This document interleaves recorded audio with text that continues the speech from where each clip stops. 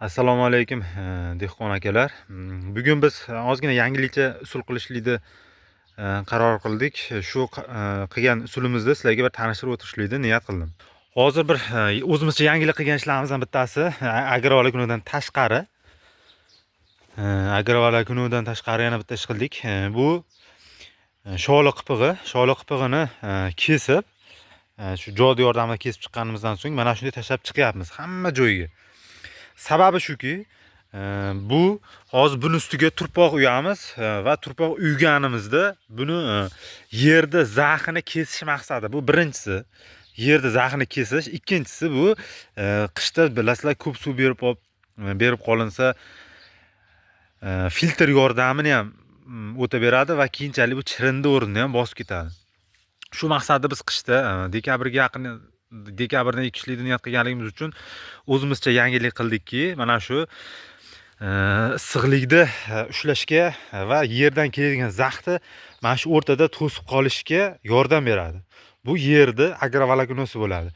Xudosi agrovolakonini ustidan yopadigan bo'lsak, o'zimizcha shu fantaziyani qilib, shu narsa menga yordam beradi degan maqsadda qildim.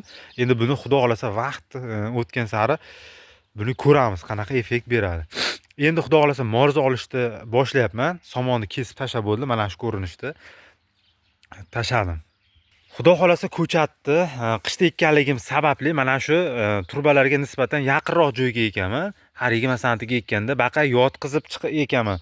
Chunki ko'proq agrovolakonodan foydalanish. Chunki agrovolakono o'sgandan keyin ma'lum miqdor joyga yetib borganda bo'ylari yetib simga tegib qolishi mumkin. Shuning uchun baqa bir 15 santi 10 santi 15 santi yotqizsam ham nisbatan yana bir 10-15 kun yutaman agrovolakonodan. Agrovolakononi o'zi qilishdan maqsad ham issiq tutish, ham ko'mirdan ekonom qilishlikni niyat qilganman.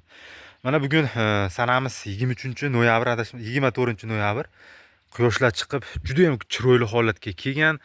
Biz morza olishlar boshladik. Xudo xolasa mana shunday ko'rinishda. Shu maqsadida tashlab chiqyapmiz. Buni esa vaqt ko'rsatadi, qanaqa effekt beradi. Buni xudo xolasa kanalimizni bosib, like bosib, obuna bo'lib qolsanglar, biz qo'ygan har bitta videolarimiz o'tkazib olmaysizlar va sizlarga bir foydasi tegadi degan umiddaman. Xudo xolasa shu agronomlar maslahat qildik. Eksangiz zo'r bo'ladida va biz hozir shijoat bilan ko'mirda g'amini yeb, yerimizni tayyorlash ishlarini olib boryapmiz. Aytlarga ozgina daraxtni g'azonlarni ham tashlab yubordim. Menimcha ziyon yo'q, xudo xolasa. Mana shu holatda bo'ldi. Bunisi esa mana ko'rib turganingizdek ustiga morza olganmiz. Somonni ustiga mana shunday ko'rinishda bo'ldi. Xudo xolasa bir 5 santi, ko'p emas, bir 5 santi menimcha turpoq ustiga olinyapti. Mana shunday bo'ladi.